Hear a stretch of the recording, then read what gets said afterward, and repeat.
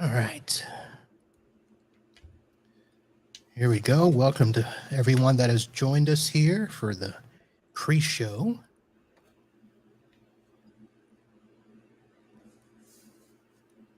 Get ready to go here in just a sec.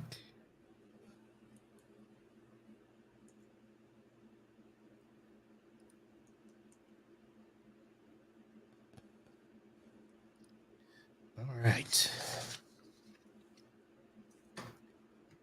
Here we go, Valarie.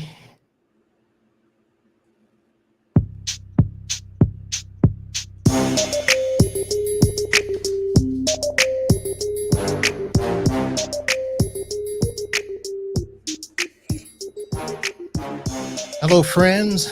Welcome back. This is Uncle Marv. Welcome to my podcast. I am coming at you from Fort Lauderdale, Florida. And tonight I have a guest that I think is going to do a much better job of explaining things than I did. I have with me Valarie Traynham. Valarie, how are you? Hi, doing well. Thanks for having me here. Well, thanks for coming on.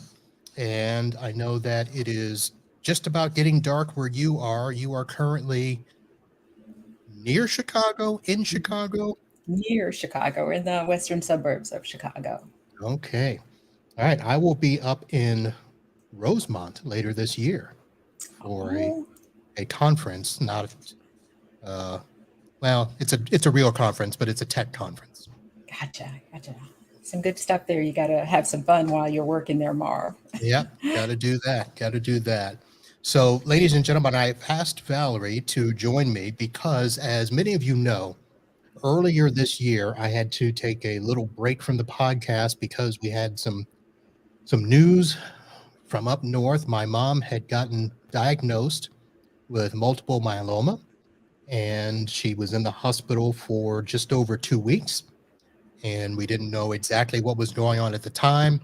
Actually, I think she was there a couple of days before she got the full diagnosis. So, of course, we dropped everything and said we got to take care of family. So since that time, I have been trying to describe what multiple myeloma is, and I have chopped up the answer so many times that I don't think I've gotten a correct full answer once. So I wanted to bring Valarie on to help us with that, just so that you know, anybody that is wondering how mom is doing, she's doing fantastic. She actually had a doctor's meeting this morning, and it looks like they are probably going to be changing some of her dosages. We don't know what that means yet for her treatments in terms of dialysis and chemo, but the bottom line is, I'm checking my phone to make sure I get these notes right. She sees another doctor in 2 weeks. She'll have to have more blood work, and her numbers are actually coming closer to normal. And we'll talk a little bit more about that. But Valarie, let's do this. Let's start by really talking about what multiple myeloma is, because I know that I've made comments about it being everything from blood cancer to bone cancer, blah blah blah, and some other stuff. So why don't we start with that? What exactly are we talking about? Yeah, so multiple myeloma is a cancer of the plasma cells. It is a blood cancer. It is the second most common cancer. Um, and it's a cancer of the plasma cells. The plasma cells, or the B cells, are the white blood cells that make antibodies. And that's what we use to fight off foreign invaders, viruses, bacterias, and things of that nature. So essentially, it's a cancer of the white blood cells. That's what's affected, um, which makes it harder for you to fight off infections. Um, Myeloma cells produce this abnormal immunoglobulin, which reduces the body's ability to fight infections. So people with myeloma or people with suspected myeloma, they get frequent infections because their body just can't fight them off. So it's a huge impact on the immune system. Yes, yes, very much so. Um, I in layman's term, it affects the immune system. It's a cancer of the immune system, essentially. Okay. And before we go on to some other stuff, let me ask, in terms of your day job and what it is that you do, what is your relation to all of this?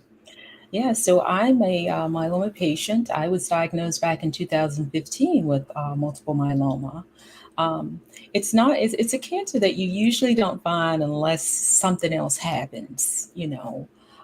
So with me, I had frequent nosebleeds. My nose would just start bleeding out of nowhere, and then it would bleed for 30, 45 minutes. Um, and I just assumed it was something with, at the time of the year, I'm like, oh, it's dry eye, the air is dry or something like that. Um, but that happened quite frequently. And then I would just have infections that just would be hard to cure. UTI that would last, normally you take antibiotics and you're okay. But just reoccurring ones. And also I experienced fatigue. Like I was just tired for no reason. I wasn't doing anything that would make me that have that type of fatigue.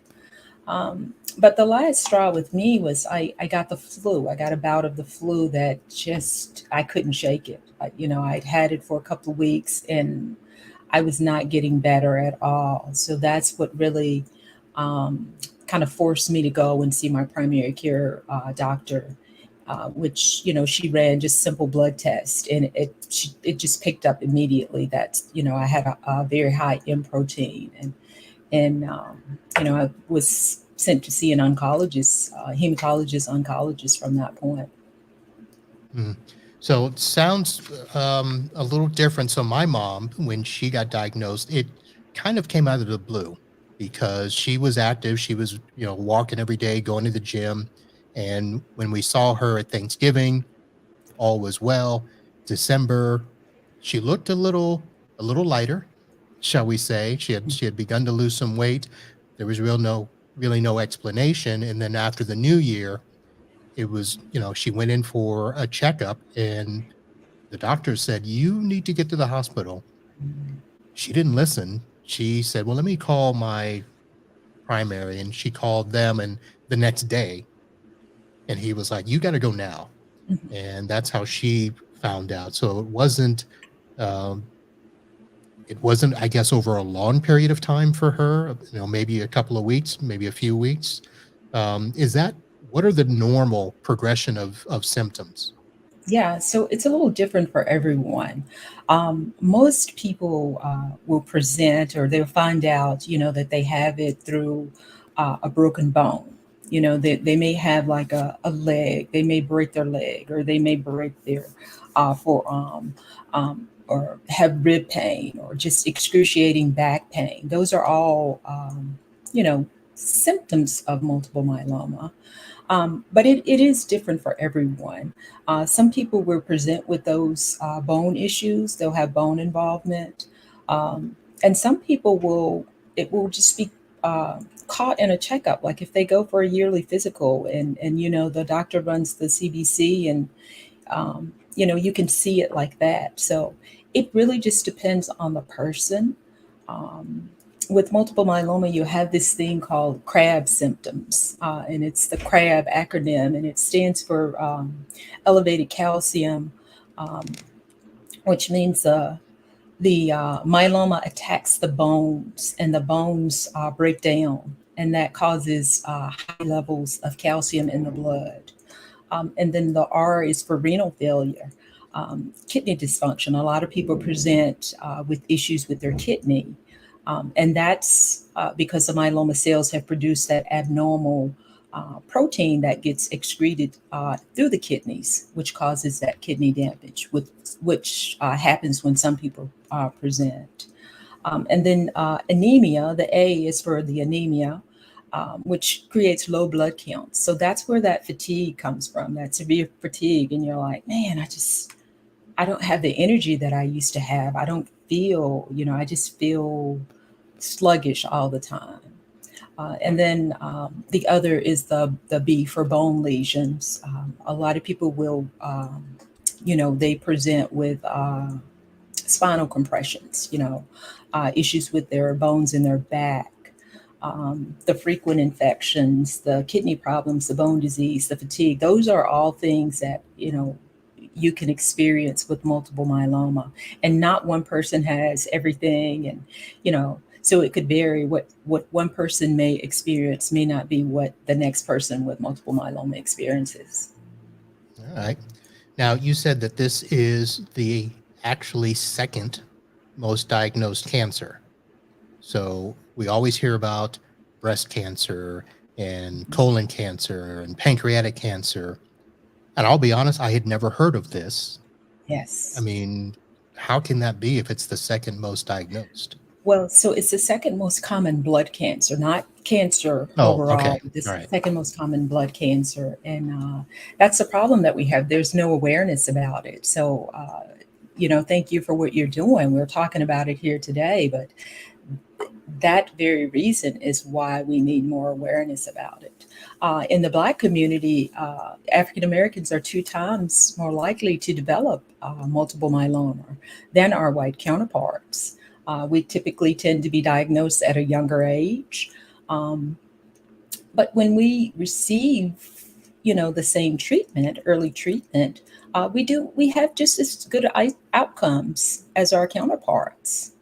So it's just a point of getting, um, you know, letting people know that this is out there, what to look for. When you go to your doctor, if you're having chronic pain, that's an issue.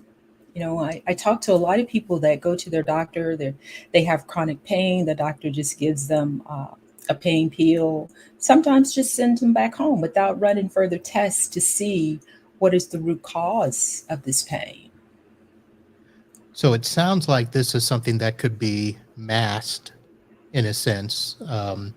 For instance, taking, an Aleve on a regular basis, you can kind of cover up some of those symptoms in terms of the pain and stuff, but the sluggishness, Mhm. you know, especially as we get older, we just kind of be like, well, we're getting old. Yes, you know? yes. So no big deal there. But the anemia, I'm assuming, and the kidney failures would definitely be a trigger. Now, are there ways that doctors can look for these things during regular checkups, or do you have to be sent to an oncologist to kind of Yeah. get diagnosed? Yeah, not necessarily. Simple blood tests will catch a lot of the disease. Sometimes there's disease that is outside of the bone. It's called extramedullary disease, which I'm not a doctor, so I'm not going to go into a lot of that. But most of the time, a simple blood test, a CBC, CMP, can pick up on it right away. Okay. Now, you're not a doctor, but you are heavily involved in the community, Mhm. and I have to believe that most of that is simply because you were diagnosed, Yeah. and obviously And I probably didn't ask you earlier. I know that in our previous pre-chat, how exactly are you doing now? It is, some 7 years later. Yeah, Where are you yeah. in your treatment? Yeah, so 7 years ago was a very tough time for me, Marv, because I was a 42-year-old single woman living life, not expecting to be told that I had cancer. So my life has changed tremendously. But I'm doing well now. When I was diagnosed, like I said, I went to my primary care. I had the flu. I always joke with my friends about this because, I was diagnosed with anemia in my early 20s. So when I started to feel sluggish, I'm like, probably just need to get my iron prescription adjusted a little bit. Just need to up the dosage a little bit more. So when I went, part of that visit to my primary care, I explained, hey, this is what's going on. I had this nosebleed, it's happened quite frequently, and I'm just feeling tired. I said, I really think it's my anemia. I think I just need to have a higher dose of iron. That's really what I was W- thinking. were you taking a dosage regularly, like a slow FE or something? Mhm, mhm. Okay. Yeah, I've been taking it for a number of years. Um, so the fatigue wasn't too surprising because I'm like, okay, it's just the anemia. Uh, but I was very surprised to find it was a little bit more than anemia. So I always joke with my friends, I'm like, man, I went in there, for high dose iron and I came back with a cancer diagnosis. Go figure, isn't that just how things are? Um, but after I was diagnosed, I was very scared. I had that deer in the headlight looks like, what now? Had never heard of multiple myeloma, didn't have a clue as to where to start. I went home and I Googled like most people do, they Google. And I saw that there was a 5-year prognosis. And I was like, I'm not gonna even live to see 50. How, it's an incurable disease. What am I gonna do? You know? Um, and at that time, I had moved. I had just moved to the area, so I didn't have my family with me. It was just me, um, and I was really scared. At that point, I was really scared. So I started looking for information that would guide me along this path because I felt like I had no control. I had lost all control, thinking that I'm going to die. I got this incurable cancer. I'm going to die. You know, Um, so I wanted to educate myself. For me, part of that was I call that taking my power back. You know, um, it's something that I don't have control over, but I want to learn as much as I possibly, could about the disease, so it could take away what power it had stolen from me. I wanted that back. So that sent me on my journey to doing research and finding valuable information that would help me learn more about this disease. And I got hooked up with a support group in my area, and that changed everything. There were other people that were dealing with the disease that were doing very well. When you look and you see that the prognosis did not look very good, to meet other people, it just gave me so much hope. I started going to patient summits, patient and family seminars that gave me the education that I needed. And it also gave me the opportunity to meet other myeloma patients that had been 10-year, 15-year, 20-year survivors. And when I started associating with those people, I'm like, I'm going to live. It was just so inspiring to be associated with those people and just Mm. to know that it's that kind of help, even though it's an incurable cancer, people are living so much longer with it. So that's what set me on the road to finding out more and wanting to be able to help other people along their journey. I say I found my purpose in all of this. My purpose is to help people along. I say I don't want anyone else to ever have that deer in the headlight looks like, what? my myeloma. What is that? I don't want anybody else to experience that ever. And if I can help them in any way, then, you know, I've done some good. I've served the purpose.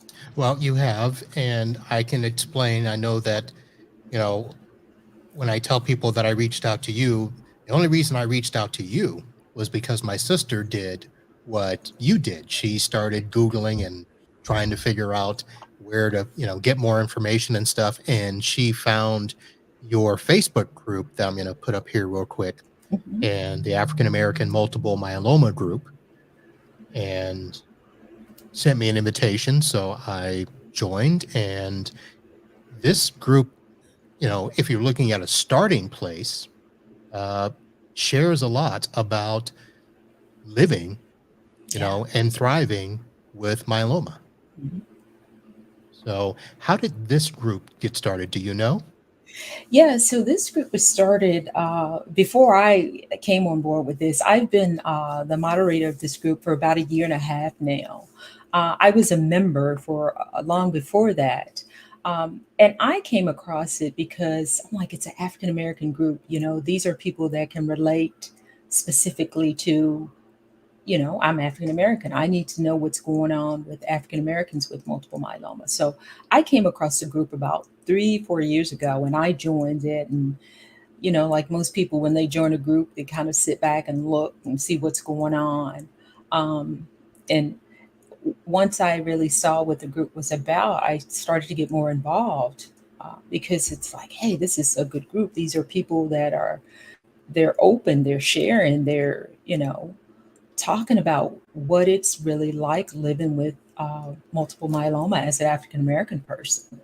Um, so about a year ago, I was approached, about leading up the African American Myeloma chapter with the Health Tree Foundation, and part of this was being the moderator of the group as well.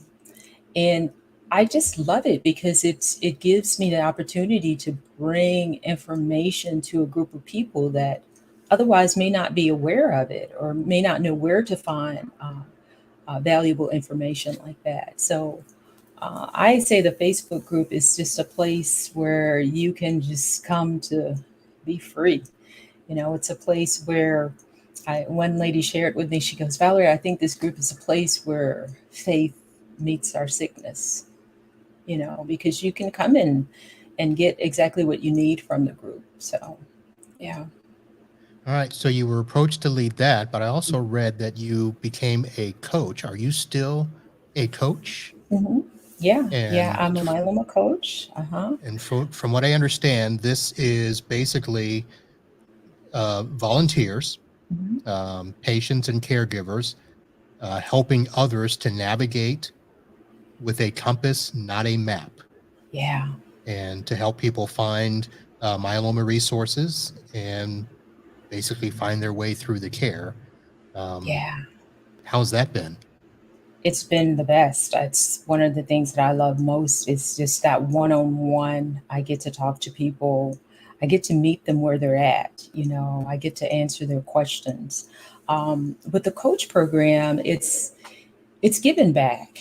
It's given people what I didn't have when I was diagnosed. Like I said, when I was diagnosed, I went to Google to try and find out stuff. Um, and people should not have to do that. Um, I didn't have people that I could talk to. I had friends that I could talk to. As I said, my family was, not in the same city that I was, so that was a little difficult. Um, but even the great bunch of friends that I have, they didn't get it. You know, they didn't have the disease. They didn't understand the disease, and they listened to what I said, but they still just didn't get it. So when I found somebody that could coach me and talk to me and answer the questions, um, it just made a world of difference. As a myeloma coach, it's they're volunteers, they're patients and caregivers, they're coach caregivers as well. Um, but it's somebody that you can talk to one on one. You can ask questions. You can just um, you can go to them for support that you couldn't otherwise get. And this is in addition to in addition to your family and your friends, this is just somebody that gets it a little better because they're there. They're going through or have been through the things that you are going through. So trying to have a little bit of delicacy here. So, when my mom went into the hospital and, she was there for over 2 weeks, and, you know, there was a little, bit of scaredness that came Yeah. up there. Now, your diagnosis, it sounds like didn't have to have an extended hospital stay, but did you have to go through, extensive treatment? Because, my mom's going through dialysis 3 times a week. She's getting chemo once a week, and Mhm. it takes a toll sometimes. Oh, it does. It does. And that's where it entails that, myeloma is a little different for everyone. When I was first diagnosed, I was scared. I, had this whatever growing inside of me, this cancer growing inside of me. And the doctor said, hey, you're going to take this and this, and this is when you're going to take it, and this is what it's supposed to do. And I was very fearful, and I did that.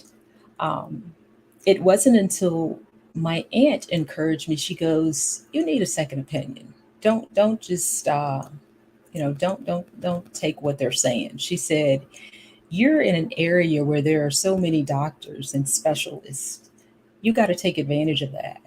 So I had been in treatment for it had been about 3 weeks. And I got an appointment for a second opinion with a myeloma specialist. And when I met with that specialist, I was in such bad shape. It just took everything for me to get to that doctor. And when I did get to that doctor, I was admitted to the hospital. I stayed for about a week because I was in worse shape than I had imagined. Um, so after a week stay in the hospital, they changed the treatment regimen that I was on. And that's why I encourage anyone to see a myeloma specialist. I was diagnosed at a local, hematologist, oncologist office. But it is so important for myeloma patients to see a specialist because a specialist, they know a little bit more about myeloma. Myeloma specialists, they do research. They are a lot of them are at teaching hospitals and things of that nature. So you're going to get better care when you see a myeloma specialist. So when I went to see the myeloma specialist, they changed my treatment regimen um, and gave me some good information. I was like, wow, I didn't know that. So I really say they got me on the right track. I spent a week in the hospital. After that, I got out. I went back to work like, I don't know, maybe 4 days later. Um, and I ended up getting pneumonia. So that took me out of work for another week. I was in the Mm. hospital for another week, with pneumonia, kind of scared again with everything that was going on. Um, so eventually I got better. I got out of the hospital. I got completed my induction therapy, and I underwent a stem cell transplant, autologous stem cell transplant. It's where they use your own stem cells. Um, and, I was in the hospital for about 12 days for that. Um, and everything went fine. I didn't have too many complications with that. I think there's one major complication. I did get C. diff from that. Not a pleasant infection to have at all. Um, so So for that people like mhm, me who had no idea what you said mhm. C. div. C. diff. C. diff is it's an infection of the large intestine. Okay. So yeah, in addition to being in the hospital, having a stem cell transplant where had to be a little secluded, I was even more secluded because that was very contagious. So Mm. furthermore, just kind of set you back a little bit because it's like, okay, now this, and so yeah. So those have been my hospital stays. My treatment regimen now, I'm on a maintenance therapy. I do maintenance. I take a pill every day, um, indefinitely. We'll see how it goes. I will share in between there, a lot has happened as well. As I was getting my myeloma under control, I did the transplant in the beginning part of 2016. And after that, I did what's called consolidation therapy. It's you just extend the treatment that you were on prior to the stem cell transplant. So I did another year of that. I finished that up in 2000, the beginning part of 2018, and was getting back to my new normal. Now I don't say normal because, once you're diagnosed with cancer, there is no normal. You have a new normal.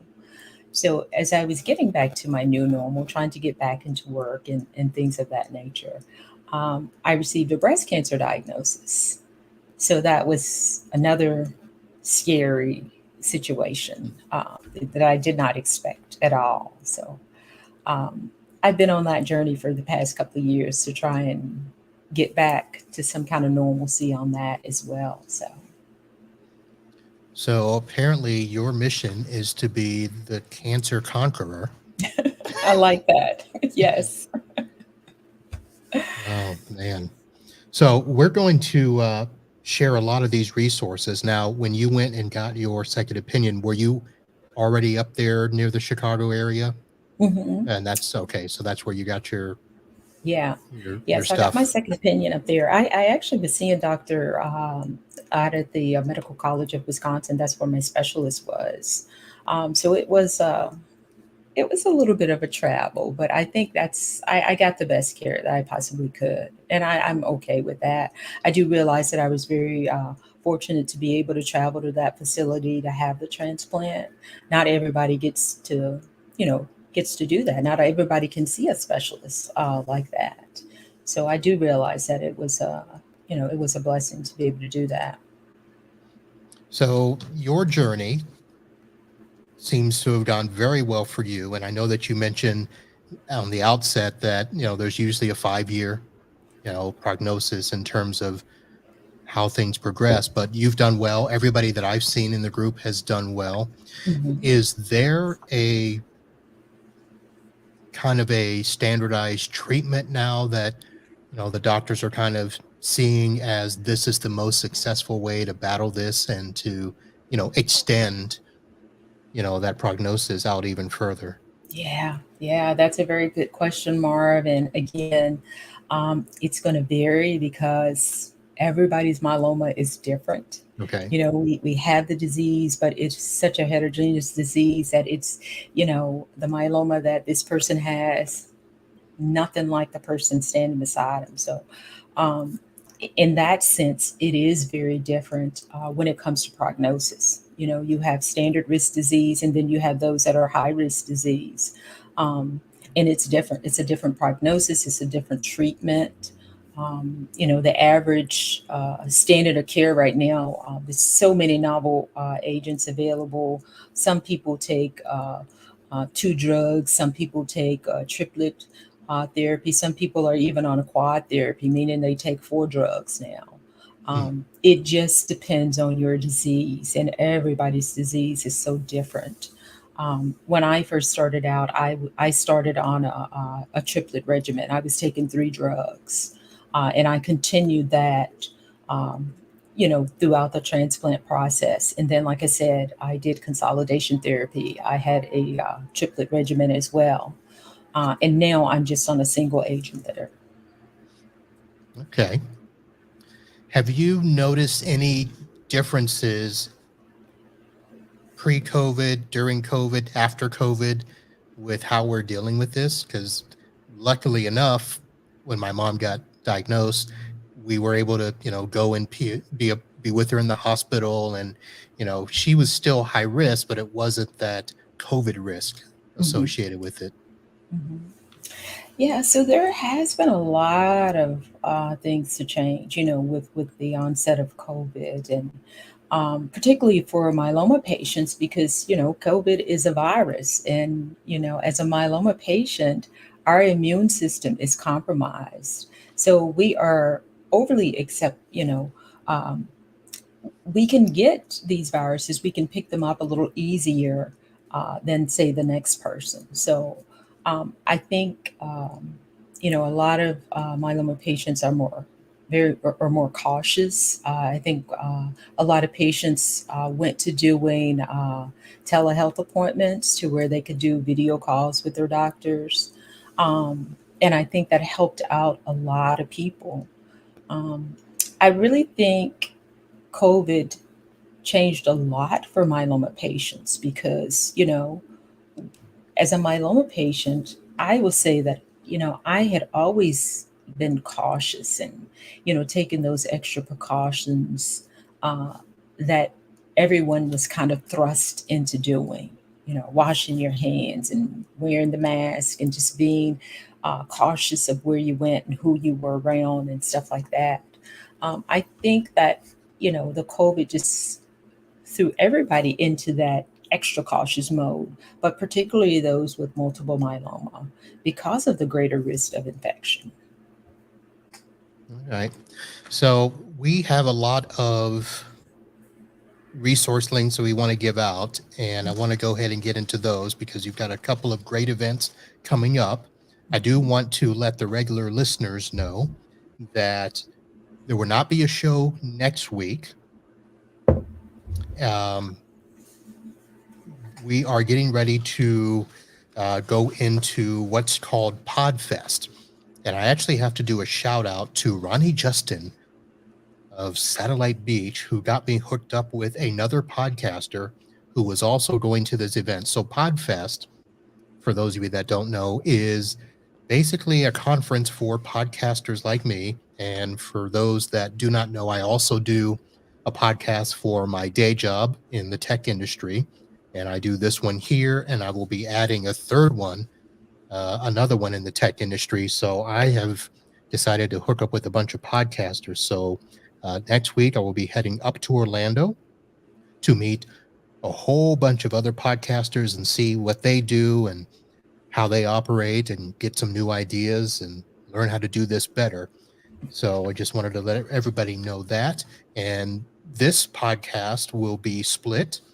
And this is going to be part of the Live Healthy, Be Happy series, where we're going to talk about everything from diet to disease, health and wealth, and everything that we got to do to make sure that we live happy no matter what condition or state of mind we are in. So that is going to be happening next week. So I will not be here doing a show. Uh, let me see. In your list of announcements, there's actually something coming up this week, right? Yes, This it's on the 23rd. We have our African American chapter meeting, and this month we are going to be welcoming Will Wright. Um, and this month's show is going to be about diet, changing our diet. How can changing our diet help us on this myeloma journey? But it's changing your diet while keeping your culture.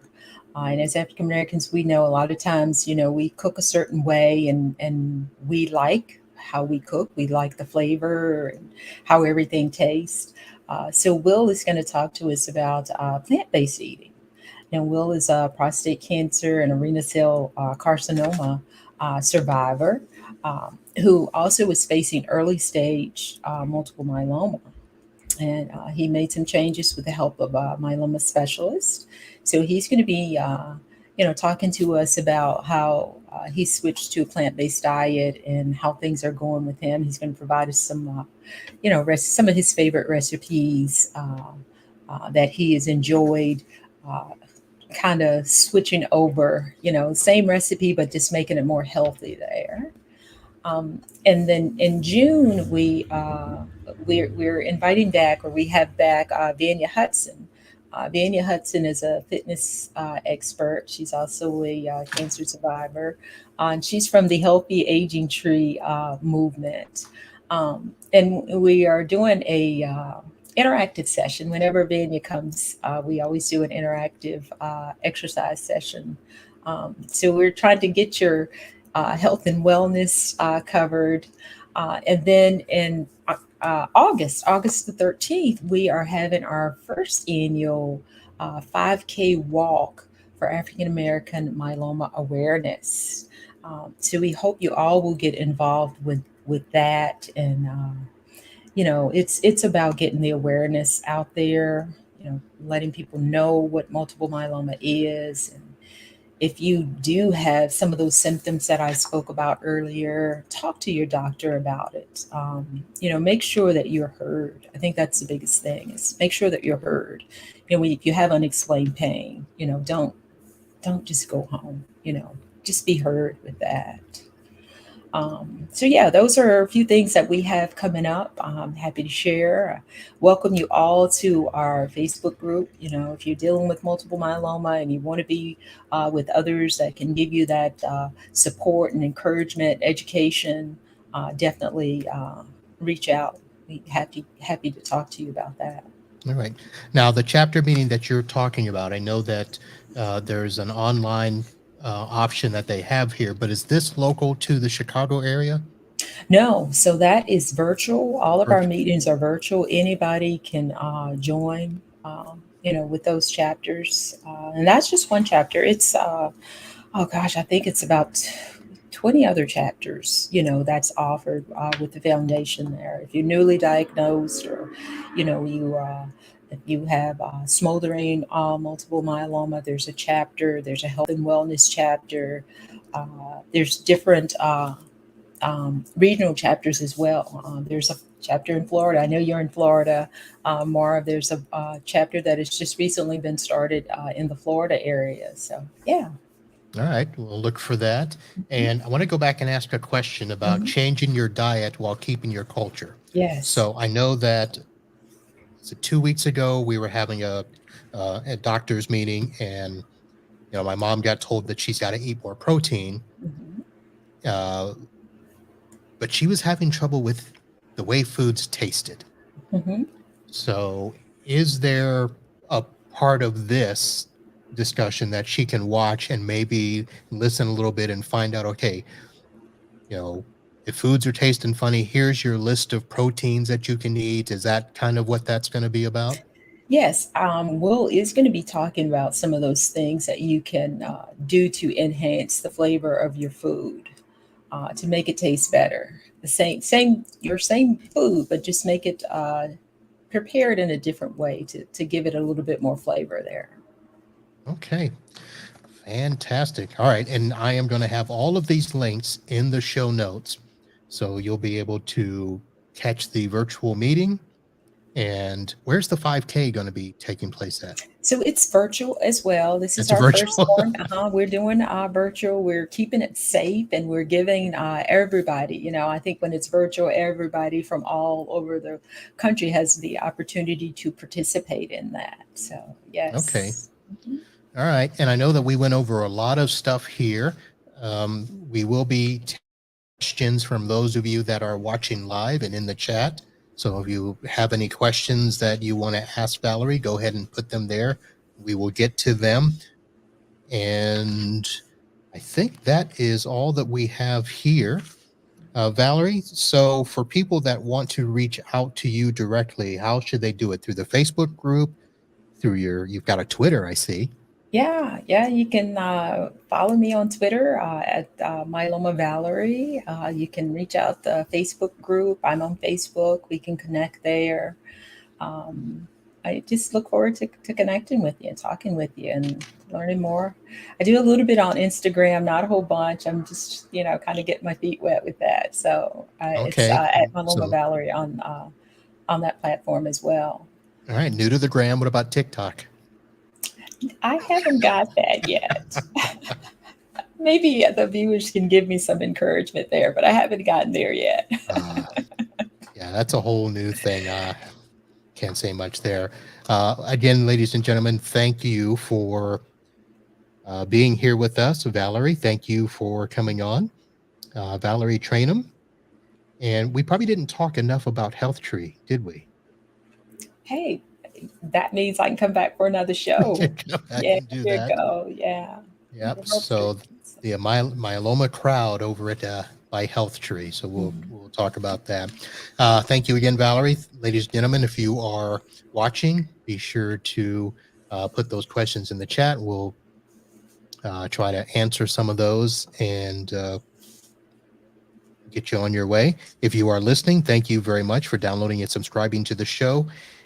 You can always head over to unclemarv.com and check the show links for all of the things that we discussed today, and for signing up for the Facebook group, the virtual 5K run, the chapter meeting that's going on, especially the changing your diet while keeping your culture that is coming up as well. That's going to do it for this episode. I want to say have a nice week and do everything you can to live healthy and be happy. On behalf of my good friend Amy, I bid you good night, and we'll see you next time.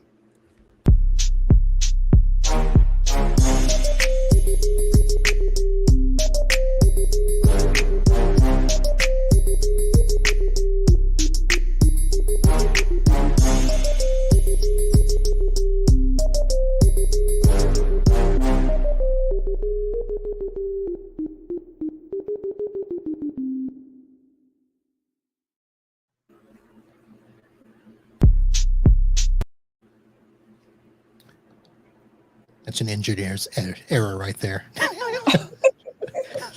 That's what happens when you don't have somebody to do the show for you and you're scrambling around.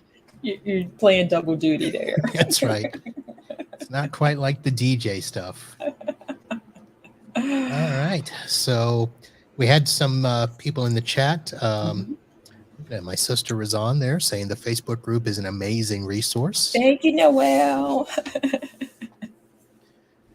Somebody else there, Faye, very good information. Good. So very good there. One thing, Marv, I do want to just encourage, for people that have family members that have been diagnosed with multiple myeloma, sometimes it's like, I don't know what to do. What should I do? How can I be a support to them? It's really get educated with them. And you can't learn everything about multiple myeloma. I don't know everything about multiple myeloma, but the more you know about the disease, the more you can, the more control you have in the situation. It comes, you make better treatment decisions. When you go to the doctor, you can have those conversations and really have something to add to them. So, as a family member, get educated with your loved one. Get connected with others. It's very important to have a good, source of support when it comes to multiple myeloma. And one of the most important things that I'll say is don't assume that because somebody looks okay, that they are. Multiple myeloma is not like many of the cancers where, you lose your hair and, you lose a lot of weight and you don't have that cancer look. And just because that doesn't happen, a lot of times people with multiple myeloma, they are, I don't want to say shunned, but they are kind of like, well, you look fine. You'll be all right. I heard that so many times, but you look fine, Valarie. I mean, what's wrong? Wow. So, I mean, I may get in trouble here, but in our situation, it's a little bit different. Not in the looking part. My mom doesn't really look, that much different. We've noticed because we see her all the time, but there's no shunning. It's more people want to help. And, without making this sound horrible, mom is stubborn. And she, doesn't always want the help, and she doesn't want us to treat her differently. But at the same time, we do see some things that, kind of make us take note that, somebody should be paying attention and maybe we should do more. Yeah. Yeah. And again, that's with multiple myeloma, it's different. There are a lot of people out there that experience the other end. They don't have that person that's looking out for them, that's really staying on top of things for them. So it's very important that they are able to advocate for themselves. Yeah. So I I know we didn't talk about a couple of things when it came to treatment and prognosis, except that people are living a little bit longer than the 5 years that you mentioned. Mhm. Um, she should have done this before, but there was some when you started talking about the quad treatment and the triplets and stuff like that. So I know that she's on a couple of, I think she's on two or three. She's on Cytoxin, Velcade, Mhm. Velcode, Velcade. Velcade. Okay. And She, actually, I should have mentioned this earlier for people when talking about her update. She actually got her dosage lowered.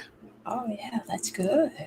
So, and her light chains are back to a normal ratio, and she's having a very good response to the treatment. That's good. That's good. Is she doing dexamethasone, Marv? I don't think I've heard that one. That's everybody's favorite. Oh my goodness. Really? Yeah, yeah. Okay. You say favorite. Is that like really the favorite, or that's everybody's favorite? It's a necessary evil. I always Okay. like to call it in myeloma. It's a corticosteroid that really helps fight the disease, but it has some ill side effects that a lot of people are not very fond of. So, Decatran. So my mom is on the quad. So my sister mhm. has corrected me. She's on Xgeva, Velcade, Cytoxin, and Decatran. Yeah, Decadron. Yeah, yeah, that's it. Decadron or dexamethasone. But yeah, Okay. Wow. That's uh that's something else. So I was going to ask you about the we didn't show up the Black Myeloma Health page. hmm That's another resource. yeah, that's a very good resource. That's a newly created page. Okay. It interconnects with the actual main frame of the health tree page. But what it has on there is news. It's Black myeloma news, community events, things that are, yeah, yeah. And it goes along with our new African American initiative. I am my brother's keeper. um, we're all in this together. We're all tied in this together. There you see some patient spotlight videos. Uh-huh. That's Remy. Yeah, but this just talks a little bit about our I am my brother's keeper initiative there. And our the director, Marsha Calloway Campbell, has recently came on board and is doing an awesome job leading the African American initiative. Um, there's some ways that you can help. We're always looking for volunteers, and other ways that you can help. So share this, share the link with your those in your network. This is it has a listing of the African American myeloma specialist on this within the blackmyelomahealth.org. It's just a place where you can, you know, connect. You can connect with other African Americans, gather information that's pertinent to our community. Um, this page has, and as you can see, it has the information on the coach. If you need to find a myeloma coach, you just click on that link up top there. Yep. You can look at the one of the things that I love is Health Tree University. That is a free resource, but it is so valuable, Marv. That has information from myeloma basics all the way up to everything pertaining to myeloma. So this is something I definitely would encourage any newly diagnosed patient, family member. Come over here to Health Tree University. Stop Googling stuff because a lot of that stuff on Google, it's outdated. It's simply wrong. Come over here. You'll find if you click on that or scroll down a little bit more, Mauve, tells you about the teachers. These courses are taught from myeloma experts across the globe, and they go in and they answer questions about myeloma, the signs and symptoms. There's courses for myeloma basics. There's courses for relapse refractory myeloma. Um, courses on the novel drug therapies that's available, courses on stem cell transplant. It answers a lot of questions that you may have there. So this is one of my favorite resources here. I love that. I love Helptree University. All right. Well, I'll definitely have to make a note Mhm. to do an um, auditorial edit and make sure that people click on this link that I put in the show notes. So we'll do Yeah, that. yeah, yeah. It's a great free resource. It's invaluable. That information in there is so invaluable. All right. Well, Valarie, I think that's going to do it for tonight. Thank you very much. We are going to go ahead and end off the live stream here. So, those of you hanging out and still watching, we're going to bid you good night. And Valarie and I will say our goodbyes. And thank you all for watching. Thanks, everybody.